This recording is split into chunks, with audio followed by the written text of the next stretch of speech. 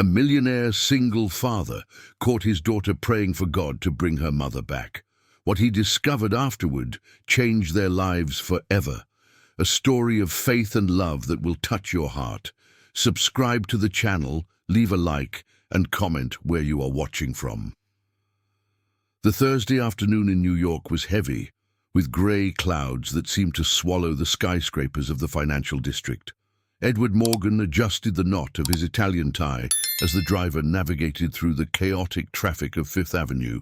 At 42, he led one of the largest investment conglomerates in the country, with offices spread across 3 continents.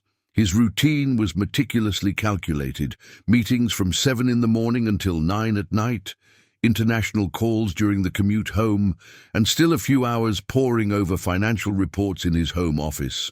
That day, however, something unexpected happened. The video conference with Asian investors was cancelled due to technical issues with the server in Hong Kong. For the first time in months, Edward found himself free 3 hours earlier than usual. The driver, Carlos, a 60-year-old man who had worked for the family for 2 decades, could not hide his surprise when he received the instruction to head home. "Mr. Edward, is everything all right? You never leave the office before 9, Carlos commented, glancing through the rearview mirror at his boss, who was typing furiously on his cell phone, even inside the car. "Server crashed, Carlos. Technology. When it works, it's a miracle," Edward grumbled, keeping his eyes on the screen. "At least I can review the contracts from New Haven at home." The family mansion was located in one of the most exclusive neighborhoods of New York, in the Upper East Side. 3,000 square feet of land, contemporary architecture, designed by a renowned New York firm, an infinity pool with a view of the city skyline, and a meticulously maintained garden by a team of landscapers. It was the kind of property that graced the covers of luxury decor magazines. Cold, imposing, and perfectly organized. Exactly how Edward liked his life to be. Upon entering through the electronic gate, Edward noticed that Mrs. Johnson's SUV was not in the garage. She must have gone to the market or taken her daughter Lily to some extracurricular activity. The house was silent, only the soft sound of the central air. Conditioning breaking the silence of the late afternoon, Edward ascended the Carrara marble staircase toward his office on the 2nd floor when he heard a low murmur coming from the hallway of the bedrooms. He stopped, frowning.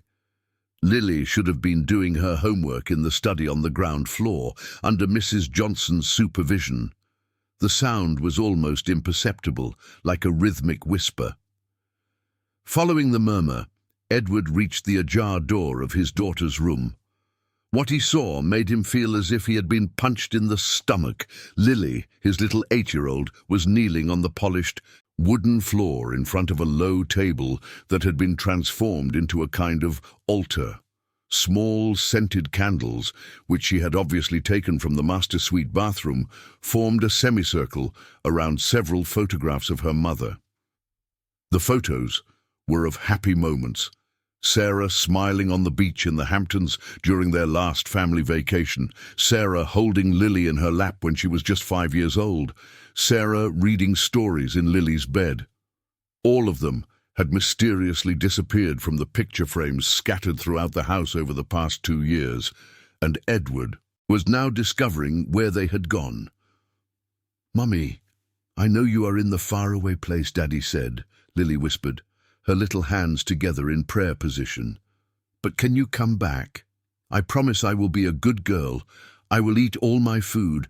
I will do my homework without complaining. I will go to bed early. Please, Mummy, come back soon." The girl's voice was choked with tears, but she tried to remain strong, as if her posture could somehow influence the outcome of her prayers.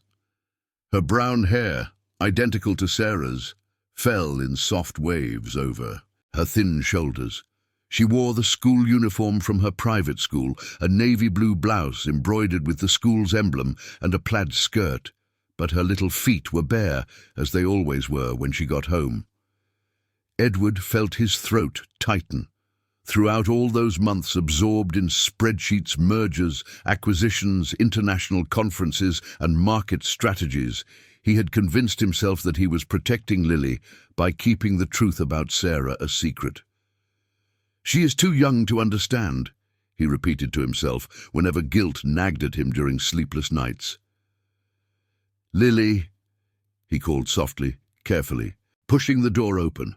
The girl jumped and turned quickly, her brown eyes wide with shock. For a moment, father and daughter stared at each other in silence. Edward could see the fear on the child's face. Fear of being scolded, of having her candles confiscated, of losing that sacred moment she had created to connect with her absent mother. "Daddy, you came home early," Lily stammered, trying to hide the photographs behind her small body. "Yes, my little one." "The computers at the office stopped working," Edward explained, entering the room and kneeling beside his daughter. Up close, he could see that she had set up the altar with a meticulous care that impressed and broke his heart simultaneously. "You're not going to be mad at me for the candles, are you?" Lily asked, her voice tiny. Edward looked at that little face, a perfect copy of Sarah at 8 years old, and felt an overwhelming weight in his chest. How had he allowed his daughter to reach this point? How had he been so blind to her pain? "No, Lily, I'm not going to be mad," he said, extending his hand to gently touch the girl's hair. "But I need to talk to you about Mommy, for real this time. Mommy isn't just traveling." "To a faraway place?" Lily asked, and Edward realized she already knew there was more behind the simplified explanation he had given 2 years ago. "No, my daughter, the situation is more complicated than that," Edward said, feeling that the moment had finally come to be honest. "Mommy is sick, and the doctors are taking care of her in a special hospital very far from here." Lily looked at him with those intelligent eyes, processing the information. "Is she going to get better?" she asked, with a maturity that shouldn't exist in an 8-year-old. Edward took a deep breath, knowing that his answer would change everything. The weeks that followed that revealing afternoon were the hardest Edward had faced since the death of his parents in a car accident 15 years earlier. Lily began to ask questions he didn't know how to answer. Why is Mommy's illness taking so long to heal? Why can't she talk to me on the phone? Has she forgotten what my voice sounds like? Each question was like a blade cutting through the armor of control Edward had built around his life. The girl's behavior at school also changed drastically. The academic coordinator, an experienced woman named Sandra Johnson, called 3 times in 2 weeks to report that Lily was having trouble concentrating, episodes of crying during recess, and nightmares during her afternoon nap. The girl, who had always been an exemplary student, now spent hours staring at her notebook without writing a single word. "Mr. Morgan, Lily needs specialized psychological support," Sandra said, during a tense meeting in the office of St. Benedict's School, one of the most traditional educational institutions in New York. "She is clearly suffering from an unresolved family issue, and it's affecting her academic and social development." Edward adjusted the cuffs of his Italian dress shirt, a nervous gesture he always made when he felt cornered. The coordinator's office was decorated with framed diplomas, photos of graduates from recent decades, and a shelf filled with books on pedagogy and child psychology. The aroma of freshly brewed coffee mingled with the floral perfume Sandra wore, creating a warm atmosphere that contrasted with the tension of the conversation. "What exactly are you suggesting?" Edward asked, his voice carrying that business tone he used to maintain emotional distance from situations. "I recommend that you seek an educator specialized in family trauma, someone who can work with Lily at home, creating an emotionally safe environment while she processes this situation with her mother," Sandra explained, handing him a folder with some resumes. "I have contacts for excellent professionals who have worked with other families in our school community." That night, Edward locked himself in the home office with the resumes spread out on the solid mahogany table that had belonged to his grandfather. The credentials were impressive. Master's degrees in psychopedagogy from NYU, international specializations, fluency in multiple languages, experience with high-income families. But something about those perfectly polished profiles bothered him. They seemed cold, too technical for the raw pain he saw in Lily's eyes. It was then that Carlos, the family driver, knocked on the office door. The man had worked for Edward's parents and now managed the household routine with a dedication that went far beyond his contractual obligations. His grey hair was styled with the gel he had used religiously for decades, and he carried a tray with coffee and warm pastries. "Mr. Morgan, excuse me for the intrusion," Carlos said, placing the tray on a side table. "But I heard you talking with Mrs. Johnson about Lily. May I suggest something?" Edward looked up from the resumes, surprised. Carlos rarely offered opinions on family matters, always maintaining the professional discretion he had learned from Edward's father. "Of course, Carlos. What do you have in mind?" "My friend Beatrice works at St. Vincent's Home, that orphanage in Brooklyn. She always talks about a girl who volunteers there on weekends, Beatrice. She said that the girl has a special way with children who have suffered losses. I don't know if it would be suitable for your situation, but—" "Go on," Edward encouraged, intrigued by Carlos's unusual hesitation. "The girl lost her parents when she was young and was raised by her grandmother. She graduated in pedagogy from NYU, but she works more for love than for money. My friend says she can reach the hearts of children in a way that expensive psychologists sometimes can't." Edward remained silent for a few seconds, processing the suggestion. Hiring someone recommended by the driver was completely outside his standards. He always relied on referrals from other executives, on impeccable resumes, on references from renowned institutions. But the desperate look in Lily's eyes at the makeshift altar continued to haunt his thoughts. "Do you have her contact information?" he finally asked. "I can get it from my friend Beatrice tomorrow," Carlos replied, unable to hide the relief in his voice. The next morning, while having breakfast alone in the spacious gourmet kitchen of the mansion, Lily had left early for school with Mrs. Johnson, Edward received a piece of paper with the phone number written by hand in Carlos's neat handwriting. Next to the number was noted, "Beatrice Smith, educator, Brooklyn." The call was answered on the third ring by a soft female voice with a warm New York accent. "Hello? Beatrice Smith?" "Yes, that's me. Who am I speaking with?" "Edward Morgan. I received your contact through Carlos, our driver. He said you work with children who have gone through difficult situations." There was a brief pause on the other end of the line. Edward could hear urban noises in the background. Traffic, distant honks, voices of pedestrians. She was outside, probably on her way to some appointment. "Mr. Morgan, may I ask what kind of situation we are talking about, and what is the child's age?" Her voice was direct but warm. Edward was taken aback by her kindness, devoid of the automatic reverence he was used to receiving when he introduced himself. This both unsettled and strangely calmed him at the same time. "My daughter Lily is 8 years old. Her mother has been absent for 2 years now, and I only just realized that I haven't dealt well with the situation. The school is saying she needs specialized support." "I understand," Beatrice said, and Edward felt that she truly did, without any judgment. "May I ask where you live?" "I primarily work in the western part of New York, Upper East Side, but I can arrange transportation if—" "No need," she interrupted with a soft laugh. "I know the area well. How about we meet in person to talk? I always like to understand the family context before making any decisions about working with a child." Edward suggested his office downtown, But Beatrice was adamant.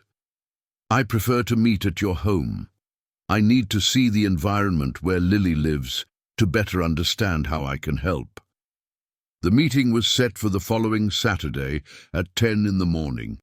As he hung up the phone, Edward realized he hadn't asked about fees, professional references, or work schedule. For the first time in years, he had made a decision purely based on intuition. Saturday dawned with that crystal blue sky typical of autumn in New York. Edward woke up earlier than usual, even for a weekend, and found himself obsessively checking the clock. By 9:30, he had already had 3 cups of coffee and mentally reviewed all the questions he would ask Beatrice Smith. Lily was in the living room, watching cartoons on the 70-inch television, but Edward noticed she wasn't laughing, like she usually did. Her brown eyes remained glued to the screen, but her mind was clearly elsewhere. Mrs. Johnson, the housekeeper who had been taking care of the house and Lily for 5 years, passed through the main hall carrying a vase with fresh flowers from the garden.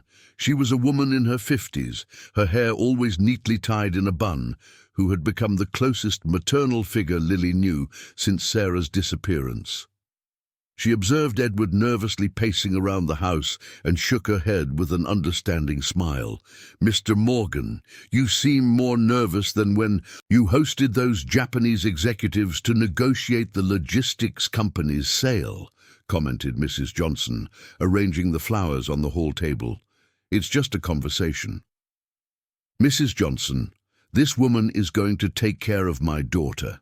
It's not just a conversation," Edward replied, adjusting for the 5th time the Ralph Lauren polo he had chosen to appear more casual and approachable. At exactly 10 o'clock, the intercom buzzed. Edward walked to the electronic gate expecting to see a car arriving, but was surprised by a young woman in her mid-30s standing on the sidewalk next to a vintage orange e-bicycle with a wicker basket in front. She wore faded jeans, a light blue cotton top, and well-worn white sneakers. Her dark brown hair was tied back in a practical ponytail, and she carried a canvas backpack that seemed to have many stories to tell. "Beatrice Smith?" Edward asked through the intercom, trying to mask his surprise. "Yes, Mr. Morgan. Sorry if I'm late. The traffic on Rebusas was impossible, so I rode my bike for the last few blocks." Edward opened the gate and watched as she pushed the bicycle through the cobblestone circular driveway leading to the front door of the house. Beatrice looked around with discreet admiration, but without the exaggerated reverence most people showed when seeing the property.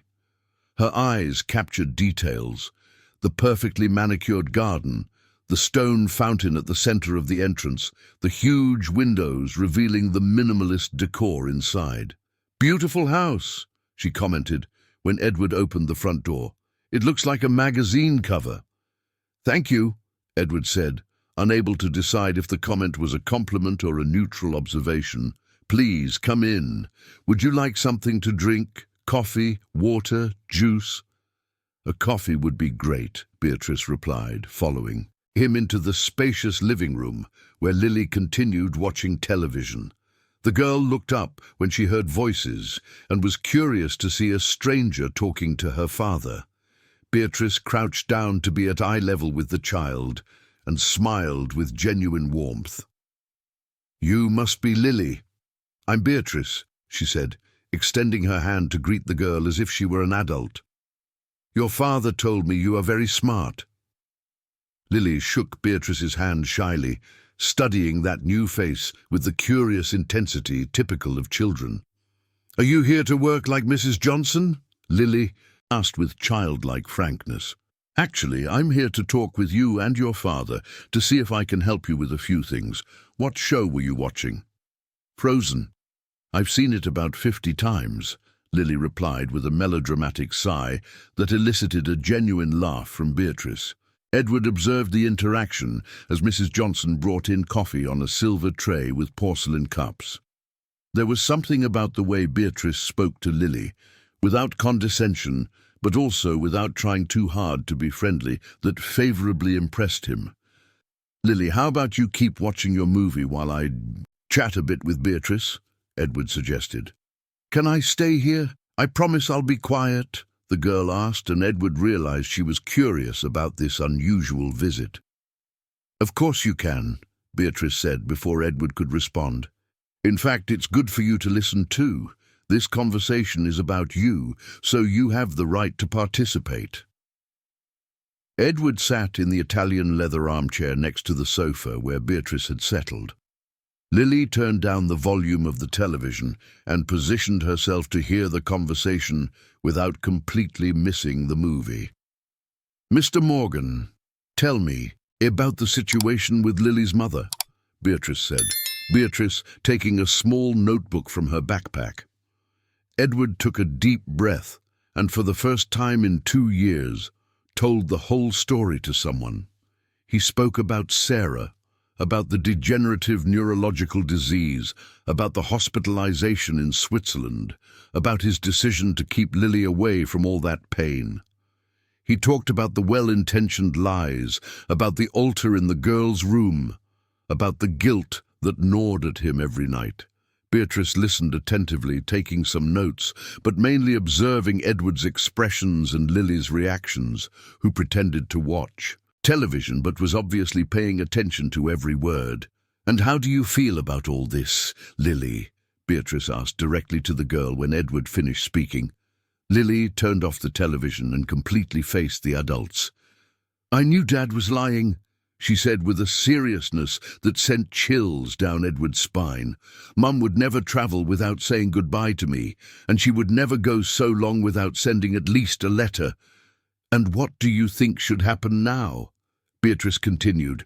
"I want to know the truth about Mom, the whole truth, and I want to help her get better if possible," Lily replied, her eyes filling with tears, but her voice remaining steady. Beatrice closed the notebook and looked directly at Edward. "Mr. Morgan, I will be very direct with you.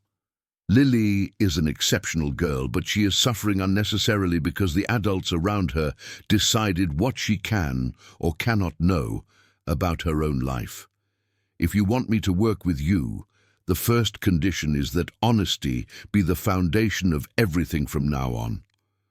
Edward felt a mix of relief and terror. Relief because finally someone had put into words what he knew deep down in his heart. Terror because it meant relinquishing total control over the family narrative. "And what would your plan be?" he asked, trying to regain a professional tone.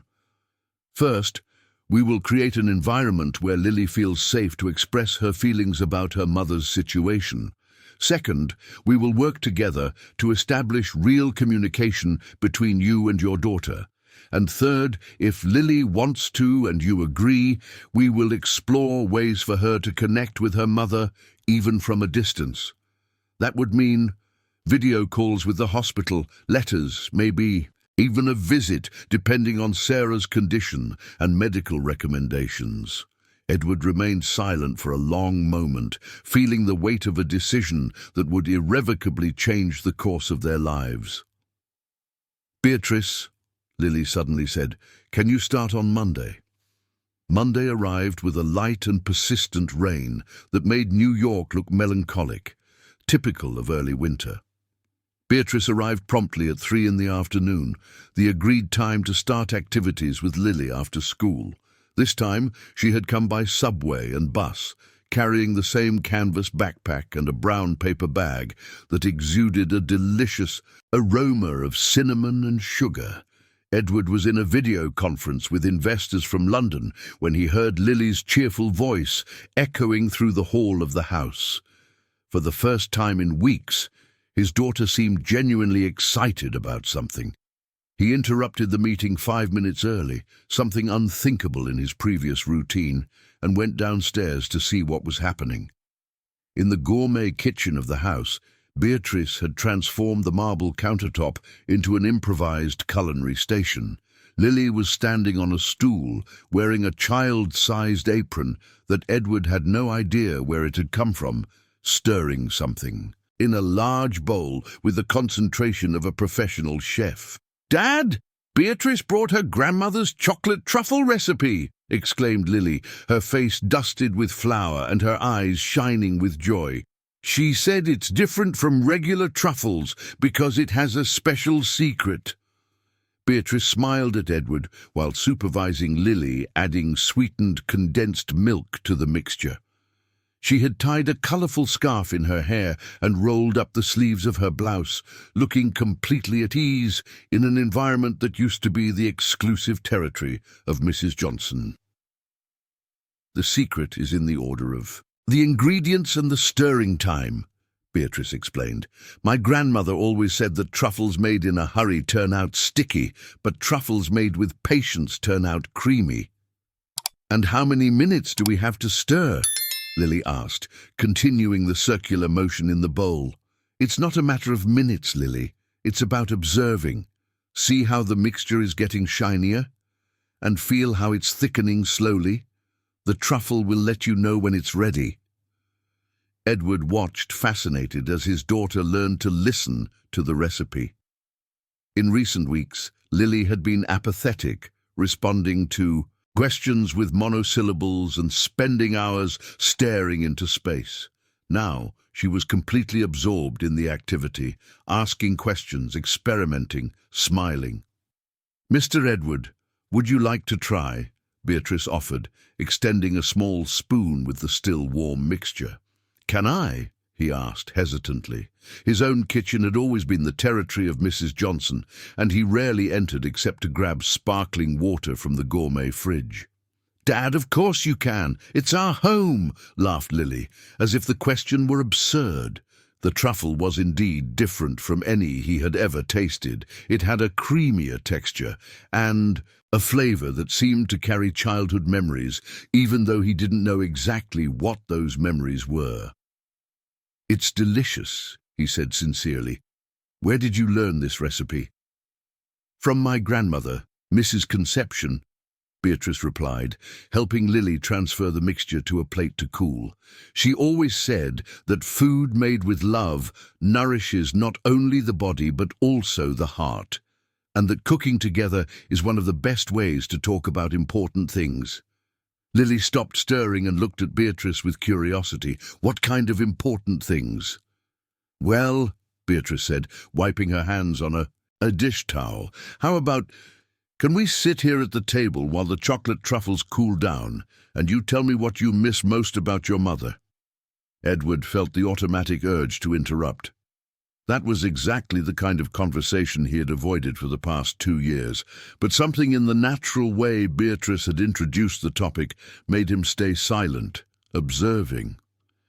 Lily climbed onto the chair next to Beatrice and pondered for a few seconds. "I miss when she used to brush my hair before bed," she finally said. "She always told stories while brushing, and I pretended it took longer to detangle, just so the stories would last longer." "What kind of stories did she tell?" Beatrice asked gently. "Princess stories, but not those silly princesses from the movies. Brave princesses who saved others and solved tough problems. My favorite was about a princess who healed sick people with remedies made from flowers." Edward felt a lump in his throat. He had completely forgotten about that ritual between Lily and Sarah. In the rush of routine, those small moments of intimacy had faded from his memory. "And what else do you miss?" Beatrice continued. "Her scent. You know when you hug someone and can smell that it's just them? Mom smelled like a garden after the rain." Lily paused, looked at her father, and then back at Beatrice. "Beatrice, can I ask something? Why do adults think lying protects children? Because lies hurt much more than the truth." The question hit Edward like a punch to the stomach. Beatrice looked directly at him before answering. "You know, Lily, I think adults lie because they themselves are afraid of the truth. Sometimes telling the truth means admitting they don't have all the answers, and that's scary for them." "Dad," Lily said, turning to Edward, "can you promise me you won't lie about Mom anymore, even if the truth is sad?" Edward sat in the chair next to his daughter, feeling the weight of all the months of silence and evasions. "I promise, Lily. It won't be easy for me because I'm also learning how to deal with all of this, but I promise I'll try to be honest." "Okay," Lily said simply, as if that promise resolved a fundamental issue in her mind. "Now can we roll the chocolate truffles?" In the next 40 minutes, Edward found himself doing something he never imagined, sitting on the kitchen floor with his daughter and a woman he had known for only 3 days, rolling chocolate truffles and talking about Beatrice's grandmother's recipes. Lily talked about school, about the math teacher who explained things confusingly, about a classmate who had moved to Los Angeles. When Mrs. Johnson came back from the supermarket and found the scene, Edward with chocolate-stained hands, Lily laughing loudly, Beatrice sharing stories about her childhood in Brooklyn, she stopped at the kitchen door with a look of surprise that quickly turned into a wide smile. "Mr. Edward, since Mrs. Sarah left, this is the first time I've heard Lily laugh like this," she commented softly while putting away the groceries. Edward looked at his daughter, who was deciding which chocolate truffle was rounder, and realized Mrs. Johnson was right. For the first time in 2 years, Lily seemed genuinely happy. When Beatrice prepared to leave at 6 in the evening, Lily asked, "Can you come back tomorrow? We can make cinnamon rolls." "Of course I can," Beatrice replied. "But tomorrow, in addition to the cinnamon rolls, we'll start writing a letter to your mom." "What do you think?" Lily looked at her father for approval. Edward nodded, even feeling a flutter of anxiety in his stomach. "I think Mom would like to know about the chocolate truffles," Lily said thoughtfully, "and about how you're teaching Dad to cook." After Beatrice left, Edward realized he had spent 3 hours away from emails, spreadsheets, and international calls, and for the first time in years, he didn't feel like he had wasted time. The storm Edward didn't see coming broke on a Thursday morning, 3 weeks after Beatrice had started working with Lily. He was in the company's office, reviewing merger contracts with a German group, when his secretary, Patricia, knocked on the door with a tense expression he rarely saw on the face of the woman who had coordinated his schedule for 8 years. "Mr. Edward, Mrs. Helen is here. She didn't make an appointment, but insists it's urgent and family-related." Edward felt his stomach tighten. Helen Anderson was his ex-mother-in-law, the matriarch of Sarah's family, a 72-year-old woman who had built a textile empire in the 80s and 90s, and who, even in retirement, maintained considerable influence in high society circles. Her silver hair was always impeccably styled in a classic bun. She exclusively wore designer clothes and had the disturbing ability to make anyone feel judged with just a glance. "Let her in, Patricia, and cancel my 11 o'clock meeting," Edward said, adjusting his tie and mentally preparing for the confrontation he knew was coming. Helen entered the office with the upright posture of someone used to commanding boardrooms. She wore a navy blue designer suit, low-heeled shoes of the same color, and carried a luxury handbag that cost more than most people earned in a year. Her grey-blue eyes, identical to those that Sarah had inherited, swept the office with the same efficiency with which she had analyzed financial statements for decades. "Edward," she said, sitting in the leather chair in front of his desk without waiting to be invited, "we need to talk about this situation that you created at home." "What situation, Helena?" Edward asked, although he knew exactly what she was talking about. "Don't play dumb with me, Edward. You hired a person to take care of my granddaughter without even consulting the family. And now I've found out that this woman is filling Isabella's head with completely inappropriate ideas." Edward took a deep breath, trying to stay calm. Helena always referred to Isabella as her granddaughter, as if Edward were just a temporary caretaker for the child. "Beatrice is a qualified educator, Helena. She is helping Isabella process Marina's situation in a healthy way." "Qualified?" Helena scoffed.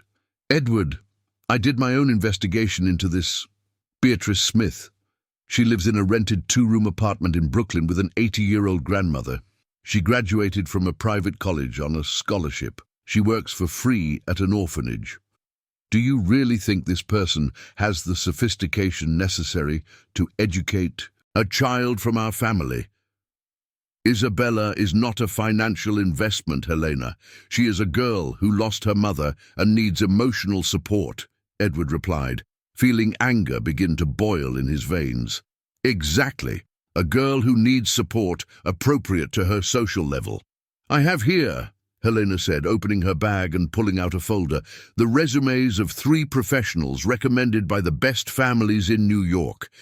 2 with PhDs from abroad, 1 who has worked with European royalty, people who understand the responsibility of educating an heiress. Edward took the folder and quickly flipped through the resumes. They looked impressive on paper. Degrees from elite universities, international experience, fluency in multiple languages. But all he could think about was Isabella's laughter as she rolled chocolate truffles with Beatrice. The honest questions his daughter had started asking about Marina, the first letter Isabella had written to her mother the week before. Helena, Isabella is happy for the first time in 2 years. She is asking questions, expressing feelings, smiling. Why do you want to change that? Because, Helena said, standing up and leaning on Edward's desk, that woman is teaching my granddaughter to be ordinary. Yesterday, Isabella called me to tell me she was learning to make sugar bread. Sugar bread, Edward. A girl from our family doesn't need to learn domestic work. She was proud, Helena. For the first time in months, Isabella was proud of something she had done. Proud of servile tasks, Helena exploded. Isabella should be learning French, horseback riding, piano, skills that prepare her for the world she will live in. Not recipes for chocolate truffles from a woman who clearly envies our social position. Edward stood up abruptly, causing his chair to spin backward. Enough, Helena. Beatrice doesn't envy anything. She's helping my daughter be a normal child, something Isabella wasn't 2 years ago, because we all treated her like a porcelain doll. Normal? Helena laughed bitterly. Edward, Isabella will never be normal. She is the heiress of 2 business empires. The money she will inherit comes with responsibilities that this educator will never understand. And what responsibilities are those, Helena? The responsibility of being unhappy? The responsibility of not knowing who she really is behind all that money? Helena turned to the window overlooking Park Avenue, watching the city's frantic movement. Edward, I don't dispute that you have good intentions, but you are being naive. People like Beatrice always have ulterior motives when they approach families like ours.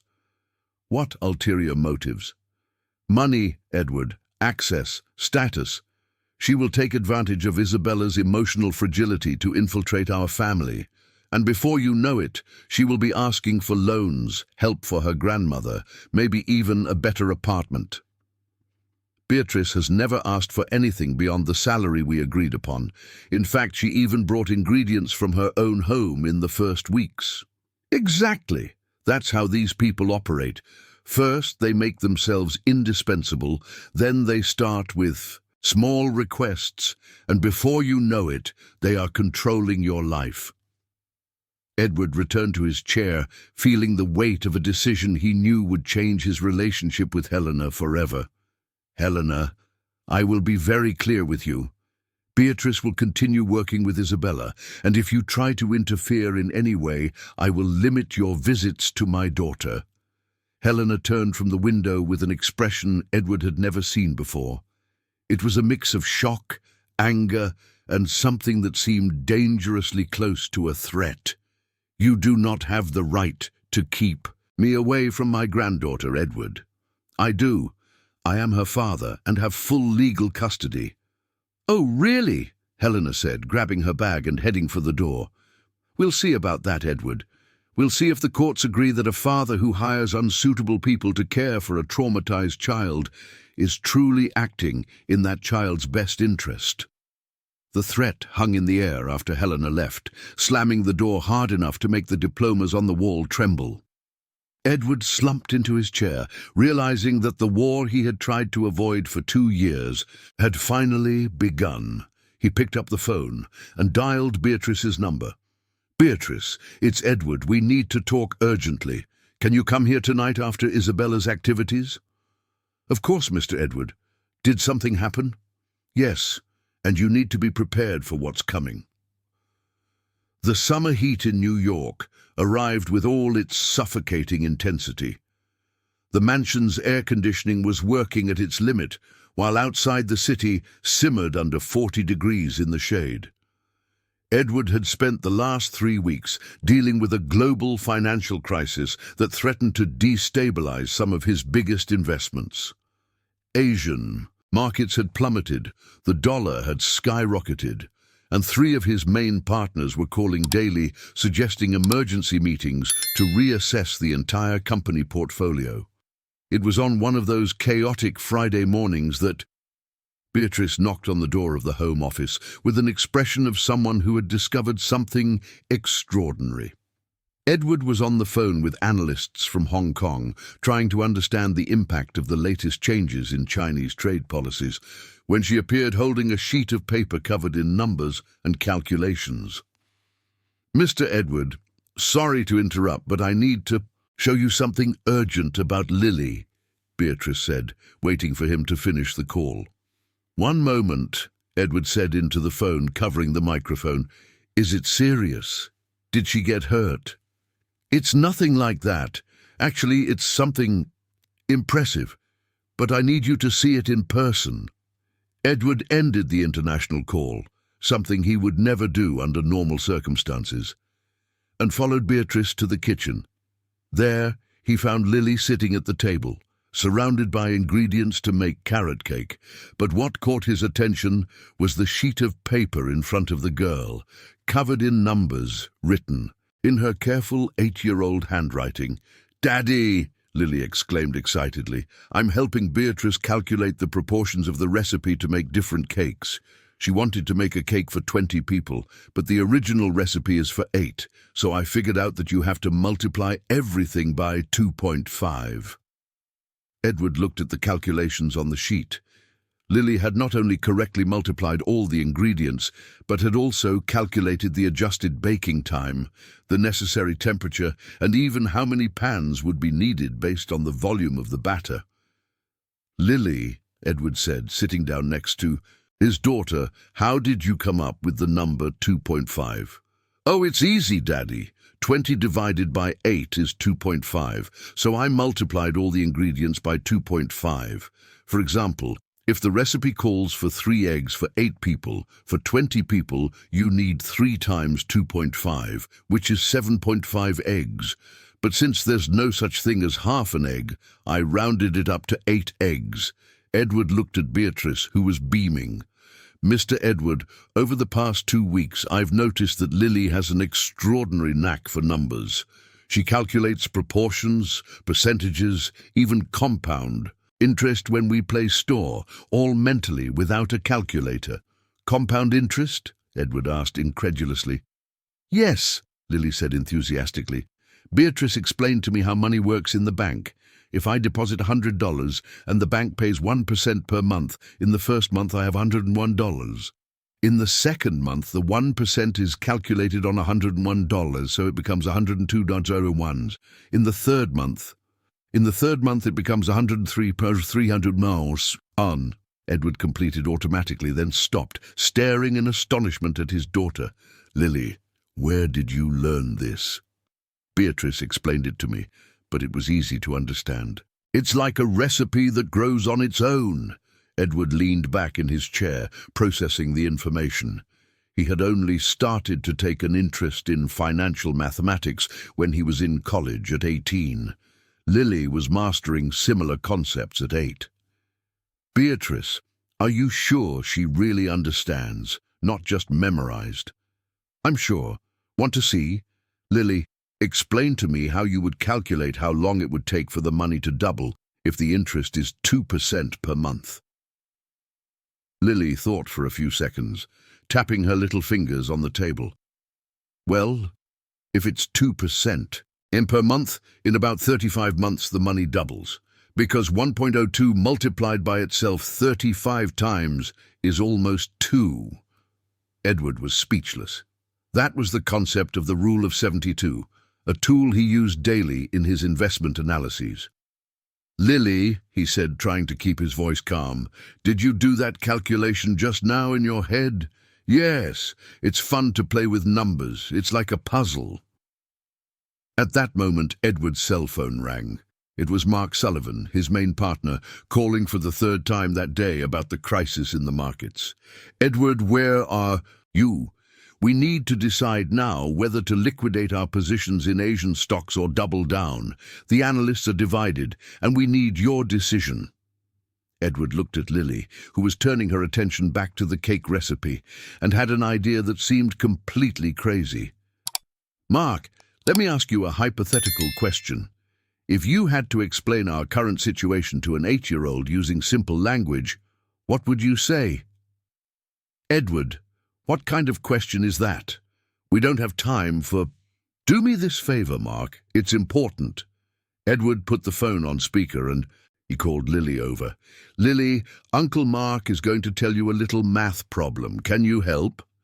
Mark, confused but trusting his partner, began to explain. "Oh, Lily, imagine you have a toy store. You bought a lot of toys from a factory that's very far away, in a land where people speak Chinese. Now there's a fight going on between Brazil and that faraway land, and no one knows if they will be able to sell those toys for the price they expected. What would you do?" Lily thought for a few seconds, absent-mindedly stirring the cake batter. "I would sell half of the toys now, even if it was at a lower price. That way, I would make sure to recover at least part of the money. And I would keep the other half because if the fight ends soon, the toys will go back to their normal price. That way, I don't lose everything, but I also don't miss out on making money if things get better." There was silence on the other end of the line. Then Mark said, "Edward, this girl just suggested exactly the hedge strategy that our risk consultant suggested yesterday. Only she explained it in 2 minutes, what he took 2 hours to present." Edward looked at Lily with a mix of pride and astonishment. His daughter had intuitively understood one of the fundamental concepts of financial risk management. "Beatrice," he said after finishing the call, "do you think Lily has some kind of special talent for mathematics?" "I think so, Mr. Edward. She has a numerical intuition I've never seen before. And the most interesting thing is that she applies mathematics practically, connecting it to real situations." Lily, who had been listening to the conversation while mixing the cake batter, Lily looked at her father with curiosity. "Dad, can I help you with work sometimes? It seems fun to solve those little number problems." Edward knelt beside his daughter's chair, realizing that he had discovered something that would completely change their dynamic. "You know what, Lily? I think you can. But first, let's finish this cake. Important business always has to wait for dessert to be ready." Lily laughed and went back to stirring the batter, unaware that she had just solved a $50 million investment dilemma with the crystal-clear simplicity of an 8-year-old. Autumn arrived in New York, bringing with it an instability that seemed to perfectly reflect the chaos that had settled in Edward's life. The yellowing leaves of the trees lining Park Avenue created a golden carpet on the sidewalks, but inside Edward's office the atmosphere was tense, like the eve of a storm. The global financial crisis that had been brewing for months finally erupted with full force, and the business empire he had built over 20 years was under threat. It was a rainy Tuesday when Mark Sullivan entered Edward's office without knocking, something he only did in situations of extreme gravity.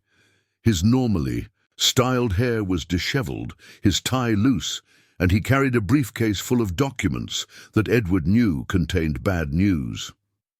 "Edward, we need to talk, now," Mark said, throwing the briefcase onto the mahogany table. "The Chinese cancelled the $500 million contract. The Germans want to renegotiate all the terms of the merger, And the European Central Bank just announced changes in credit policies that will directly affect our investments in Lisbon. Edward felt a chill run down his spine. Those 3 blows simultaneously represented the potential loss of more than half of his business wealth. How much time do we have to react? 2 weeks at most. If we can't restructure the debts and find new investors by then, we'll have to liquidate at least 60% of the assets. Edward stood up and walked to the window that overlooked the Anhangabau Valley. Down below, city life continued normally. People going to work, students leaving universities, families walking in parks. For them, it was just another ordinary Tuesday. For Edward, it could be the day his entire life crumbled. "Mark, give me a week to think. I'll analyze all the options." "Edward, we don't have a week to think. We need to act."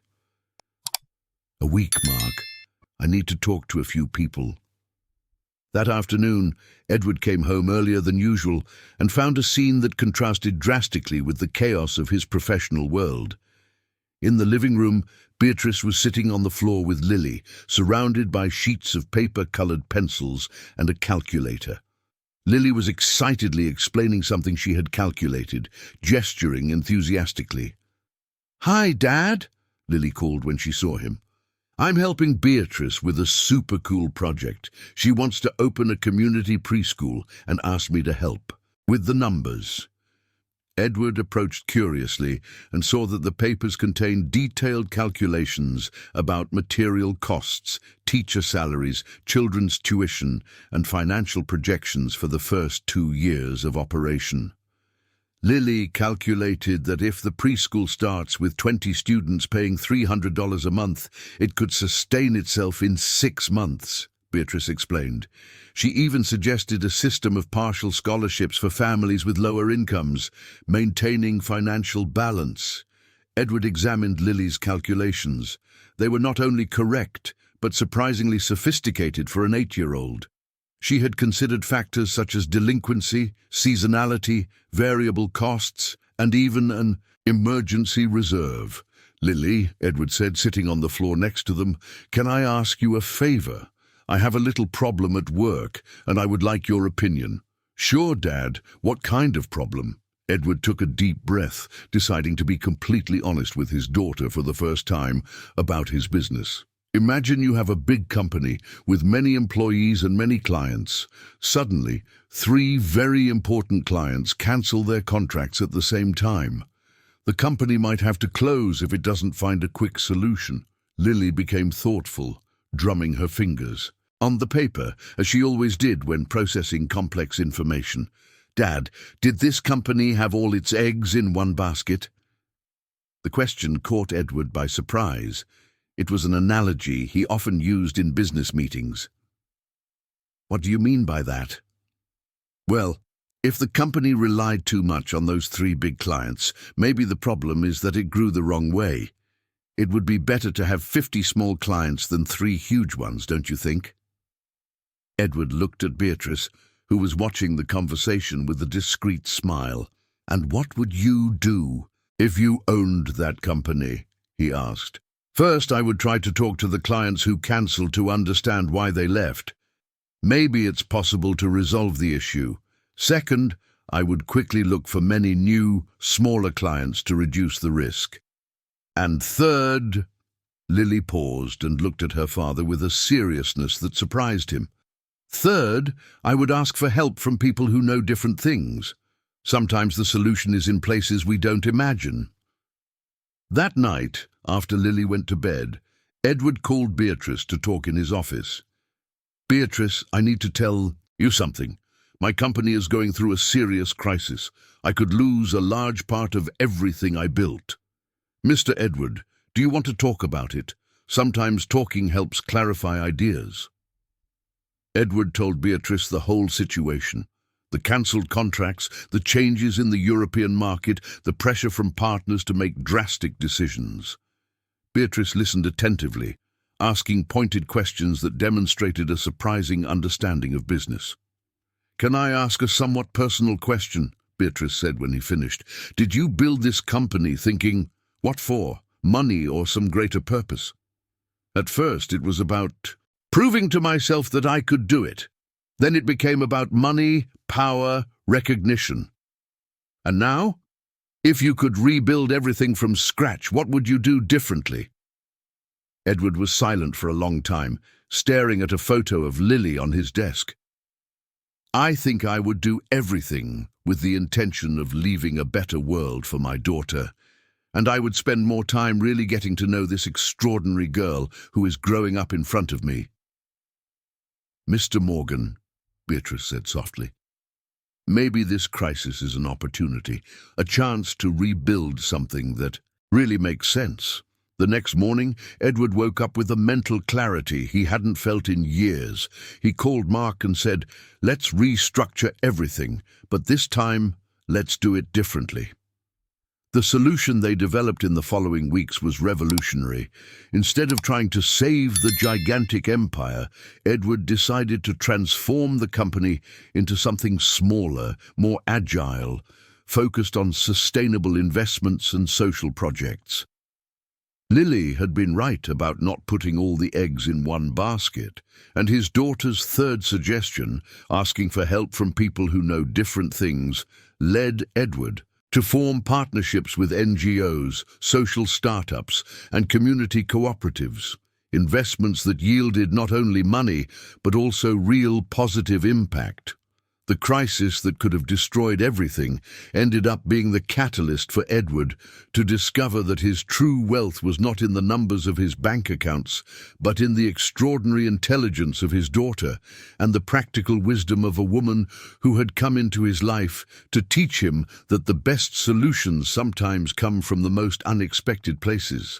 The New York winter brought with it a revelation that would shake all the certainties Edward had built over the past 2 years. It was a cold Thursday in July when Beatrice arrived at the mansion later than usual, carrying 2 grocery bags and a worried expression that Edward had never seen on her face. Lily was at school, and Mrs. Johnson had gone out to pick up medication for her elderly mother, leaving the house unusually quiet.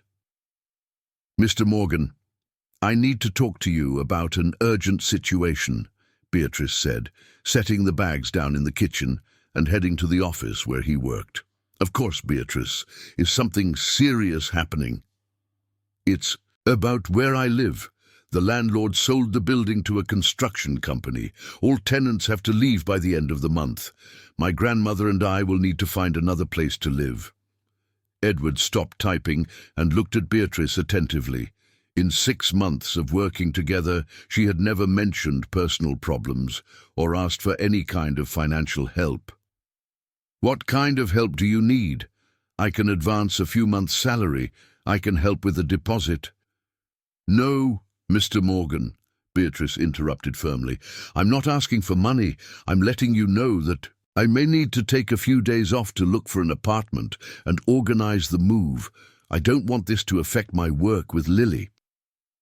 Beatrice's categorical refusal to accept financial help intrigued Edward. Helen had predicted that she would eventually ask for favors, but the exact opposite was happening. Beatrice, where are you looking for an apartment? We're looking in the East Side where rents are cheaper. It will be further from here, so I might arrive a bit later sometimes. The East Side is quite far, Beatrice. The traffic from there to here can take 2 hours during rush hour. I know, Mr. Morgan, but it's what we can afford. Edward was thoughtful. The idea of Lily spending 2 hours less with Beatrice due to transportation issues troubled him deeply, but he knew that offering money again would be rejected. Beatrice, let me make you a different proposal. The mansion has an entire wing on the 2nd floor that we don't use. There are 3 bedrooms, 2 bathrooms, a small living room. It's basically furnished, but has been unused for years. How about you and your grandmother stay there temporarily until you find something better? Beatrice was silent for several seconds, clearly processing the offer. Mr. Morgan, would that be appropriate? A staff member living in the employer's house. Beatrice, you are not just a staff member. You have become part of the family. Lily has made more emotional progress in the last 6 months than in the previous 2 years, and honestly, Your presence here brings an energy that this house hasn't had in a long time." That weekend, Edward met Mrs. Thompson, Beatrice's grandmother. She was an 82-year-old woman with white hair always tied in a bun, who wore floral dresses and spoke with the thick accent of someone who had come from Portugal as a child. Despite her advanced age, her brown eyes sparkled with impressive liveliness, and she moved around the house with the ease of someone who'd been used to hard work all her life.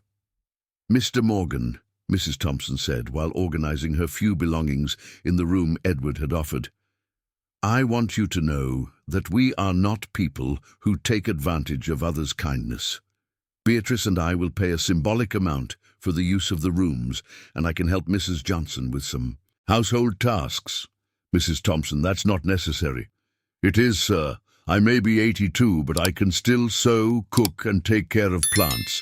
I'm not going to sit here doing nothing." This is how the dynamics of the house changed completely. Mrs. Thompson took over the care of the garden, brought traditional Portuguese recipes to the kitchen, and began telling stories from her youth that fascinated Lily. The girl, who had always been around formal adults, now had a grandma who taught her old songs and showed her how to embroider flowers on napkins. It was during one of those embroidery sessions on a Sunday afternoon that Mrs. Thompson made a casual observation that would change everything. "Lily, dear, did you know that I used to work for your father's family before?" Edward, who was walking down the hallway, stopped abruptly. "What do you mean, Mrs. Thompson?" asked Lily, curious. "Oh, it was many years ago, when your dad's dad was young. I worked as a seamstress for the Morgan family. I made clothes for Mr. Robert and Mrs. Maria." Edward entered the room, his heart racing. Robert and Maria were his parents. "Mrs. Thompson, did you work for my parents?" "Yes, Mr. Edward, for about 5 years, when you were just a little boy.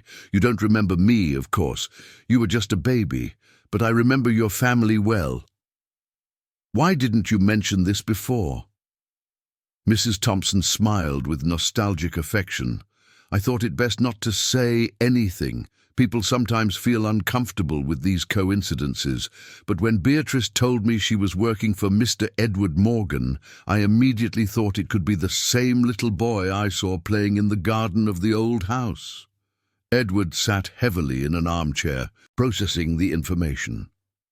"Mrs. Thompson, do you remember anything specific from that time?" "I remember a lot, Mr. Edward. I remember that your parents were very much in love with each other.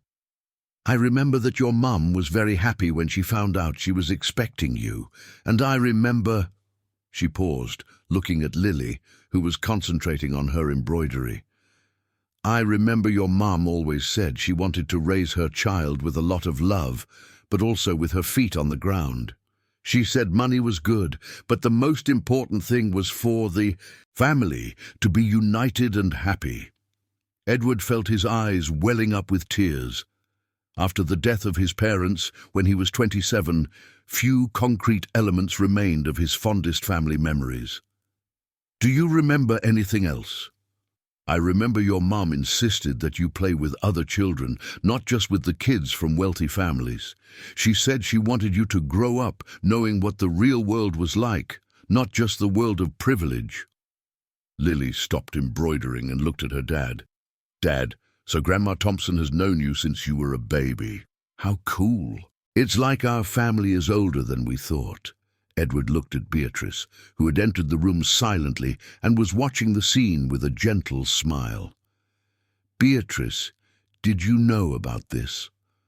"I suspected, Mr. Edward. When my grandmother started telling me stories about the family she worked for, some things began to make sense. The way I felt comfortable in this house from the very first day, the intuition I had about how to handle Lily. It was as if I already knew the family dynamics in some way. That night, Edward stayed up late thinking about the complex web of connections that had brought Beatrice and Mrs. Thompson back into his life. He didn't believe in fate, but he also couldn't ignore the feeling that some greater forces had conspired to heal his family. For the first time in years, he felt he was exactly where he was meant to be. Spring arrived in New York with its characteristic explosion of colors. The yellow tulip trees bloomed simultaneously throughout the city, creating a spectacle that transformed the avenues into golden corridors. It was on a September morning, with the air still fresh from the departing winter, that Edward made the most courageous decision of his adult life. It was time to go to Switzerland to find Sarah. The idea had come up in a conversation with Lily the night before. The girl, now 9 years old and visibly more mature after months of working with Beatrice, had asked a question that caught him off guard. "Dad, when are we going to visit Mom?"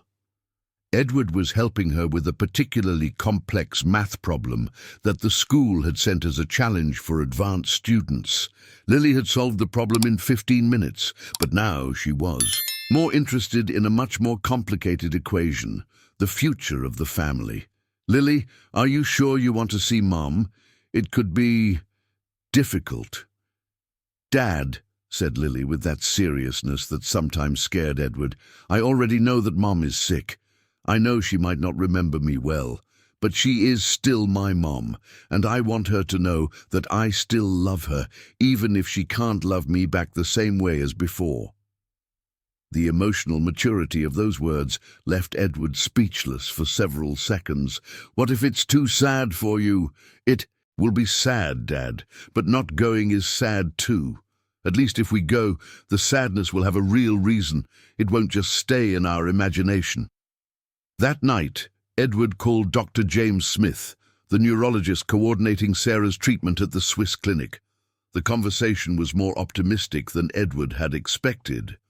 "Mr. Morgan, we believe that a family visit would be beneficial for Sarah at this time. Her condition is stable, and although she has significant cognitive limitations, she maintains moments of lucidity and recognizes familiar people. A visit could even stimulate aspects of memory that we have been trying to recover." "Doctor, my daughter is 9 years old. Is she psychologically prepared to see her mom under these conditions?" "Mr. Morgan, children often handle complex medical situations better than adults imagine. The important thing is that she is adequately prepared for what she will encounter, and that she has emotional support during and after the visit." Edward looked at Beatrice, who was sitting in the armchair beside him, listening to the conversation. "Doctor, would it be possible for Lily's teacher to accompany us? She has been instrumental in my daughter's emotional recovery process." "Of course. In fact, we recommend that situations like this be accompanied by professionals who know the child well." The flight to Zurich was scheduled for the first week of October. In the 2 weeks leading up to the trip, Beatrice worked intensively with Lily, preparing her for the meeting with Sarah. They talked about memories, about changes, about love that remains even when people change. "Lily," Beatrice said as they made cookies to take to Mom, "sometimes illnesses change how people speak or behave, but they don't change who they are in their hearts. It's like when Grandma Thompson sometimes forgets where she put her glasses, but she's still the same loving grandma." "Exactly. Only with your mom, the forgetfulness is greater, but the love she feels for you is still there, even if she can't always show it the way you two were used to." The Mont Blanc Clinic was located in the Swiss Alps, surrounded by snow-covered mountains that created a postcard-like scenery. The main building was a traditional Swiss construction of wood and stone, with impeccably maintained gardens and a stunning view of the valley below. Dr. Smith personally welcomed them. He was a man in his 60s with greying hair, who spoke English with a heavy French accent but was very warm. "Mr. Edward, Lily, welcome. Sarah is very eager to see you." As they walked through the clinic's corridors, Edward held Lily's hand tightly. The girl observed everything with curiosity, showing no fear. "Dad," she whispered, "it's so beautiful here. Mom must love seeing these mountains." The door to Sarah's room was slightly ajar. Dr. Smith gently knocked and entered first. "Sarah, your special visitors have arrived." Edward stepped into the room and had to lean against the doorframe. Sarah was sitting in an armchair near the window, wearing a light blue sweater that highlighted her eyes. Her brown hair was shorter than Edward remembered, and she had lost weight, but she was still unmistakably the woman he had fallen in love with 15 years earlier. "Edward," Sarah said, a tentative smile forming on her face. You came to visit me?" "I did, Sarah, and I brought someone very special to see you." Lily let go of her father's hand and slowly walked to her mother's armchair. "Hi, Mum. I'm Lily, your daughter." Sarah looked at the girl with an expression of intense concentration, as if she were trying to connect scattered information in her mind. "Lily, my little Lily." Suddenly, Sarah's eyes filled with tears, and she reached out her arms to her daughter. "You've grown so much, my love. You look so beautiful." Lily stepped closer and allowed her mother to embrace her. Edward watched, moved, as Sarah gently stroked her daughter's hair with the same tenderness as before. "Mom," Lily said softly, "I brought cookies I made for you. And letters. Lots of letters I wrote telling you about school, about the books I'm reading, about how I learned to make chocolate truffles." Sarah held Lily's face in her hands. You wrote letters to me." "I did. Dad didn't know if it was good to send them, so I kept them all. Do you want me to read some to you?" For the next 2 hours, Lily read her letters to Sarah. She talked about school, about Mrs. Johnson, about Beatrice, about Mrs. Thompson. She shared about the numbers she learned to make dance, about the cake she learned to prepare, about how she decorated her room thinking about how it would be when Mom came back. Sarah listened attentively, sometimes asking for details, sometimes simply holding her daughter's hand. There were moments of confusion when she asked about people who didn't exist, or events that hadn't happened. But there were also moments of crystal-clear clarity, when it was impossible to notice any difference from the Sarah of before. When it was time to leave, Sarah held Edward's and Lily's hands. "Are you going to come back?" "We will, Mum," Lily promised. "And next time I'll bring the notebook with all the math problems I've learned to solve. You always loved math." I remember that," Sarah said, smiling. "I remember you were always very smart."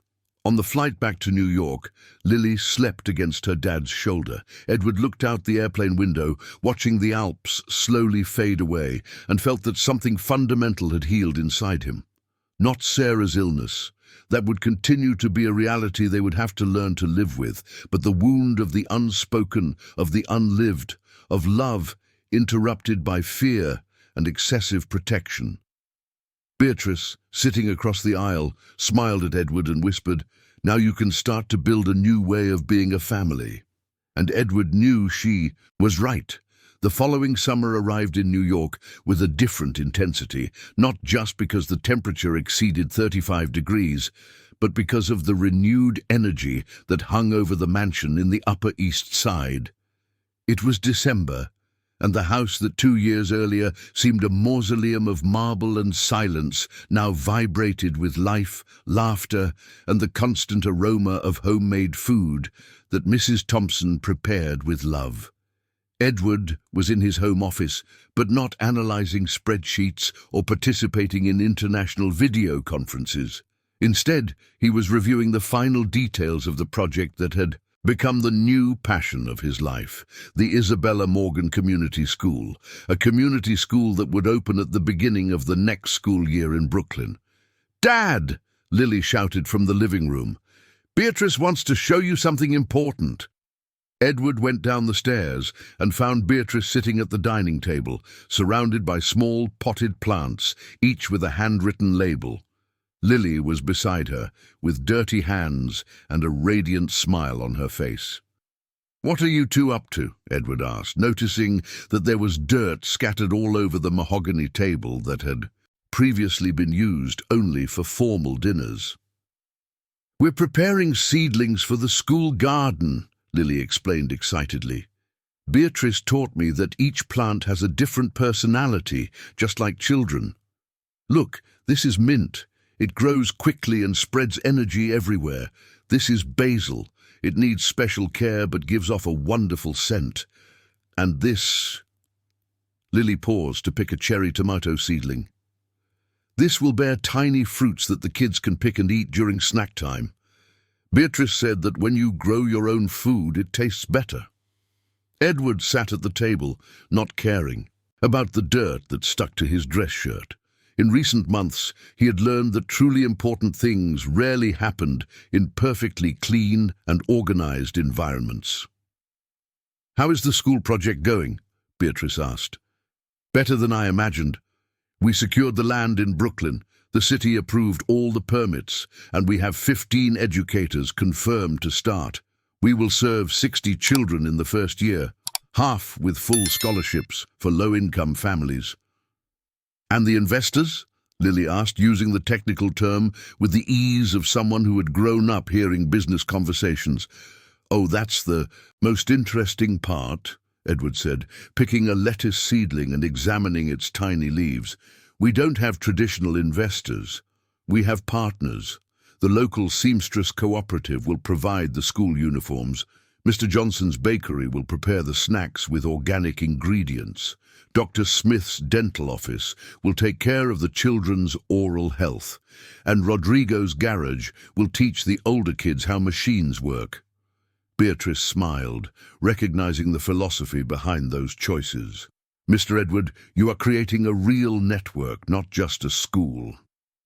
I learned from a very wise educator that education does not happen in isolation. It happens when the whole community gets involved." Mrs. Johnson appeared in the room, carrying a tray with iced lemonade and oatmeal cookies she had made that morning. In her 50s, she had become much more than a housekeeper. She was the guardian of the household traditions and the bridge between Edward's formal world and the warm universe that Beatrice and Mrs. Thompson had brought.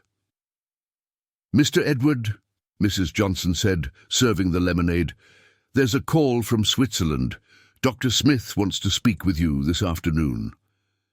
Edward felt a familiar knot in his stomach. The monthly calls with Mary's doctor always brought a mix of hope and apprehension. "Did he say it was urgent?" "No, sir. He said he had good news to share." Lily stopped digging in the dirt and looked at her dad. "Dad, do you think Mom is getting better?" In the last visits to Switzerland, they had gone back 3 times in the last 8 months, Mary had shown small but significant progress. She remembered more details about Lily, asked questions about school and family projects, and had even suggested that she would like to help in some way with the education of other children. "We don't know yet, my little one, but we will find out soon." The call with Dr. Smith took place at 3 in the afternoon.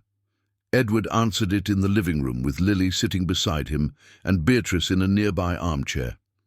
He had learned that total transparency was the foundation of any healthy relationship with his daughter.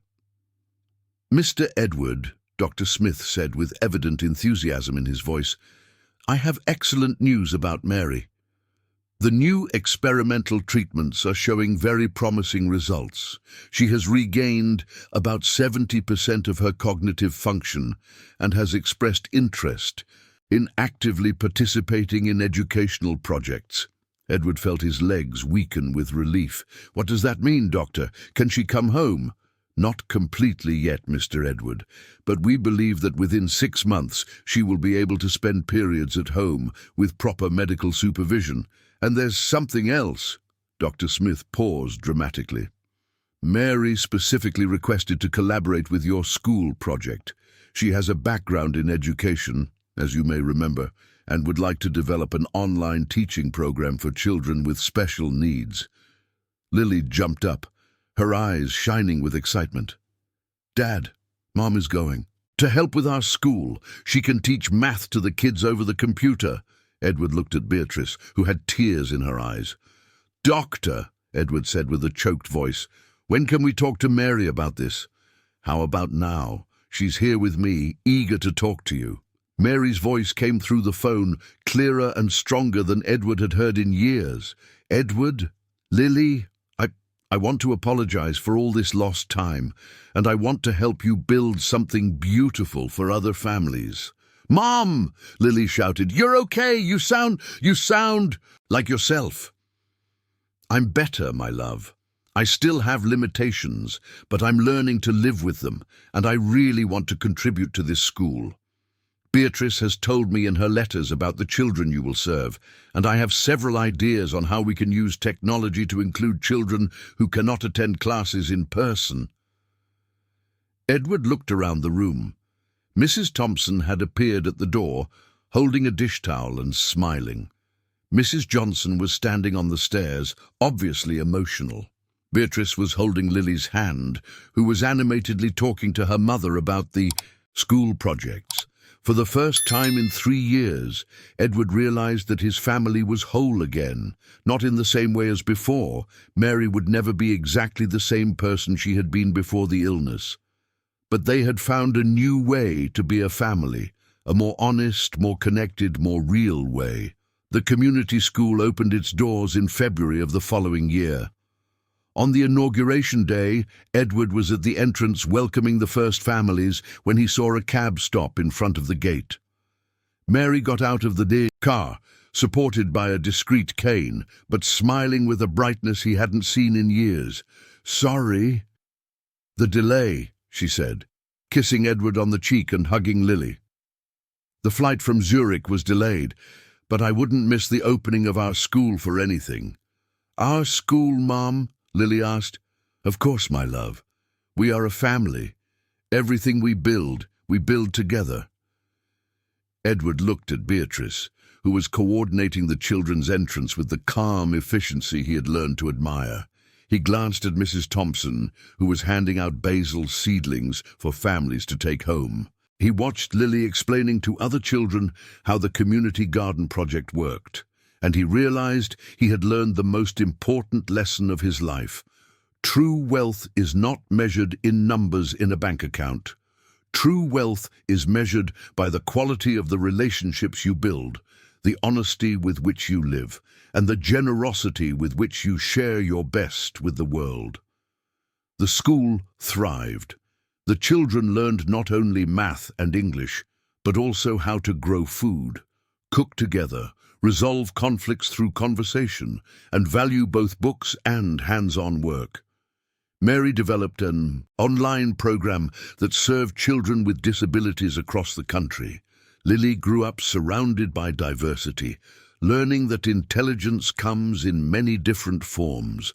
And Edward discovered that being a true dad meant not protecting his daughter from the world, but teaching her to connect with it in an authentic and generous way. One December afternoon, nearly 2 years after the school's opening, Edward was in the garden helping the children pick tomatoes when Lily approached him. Dad, can I ask you a question? Of course, my little one.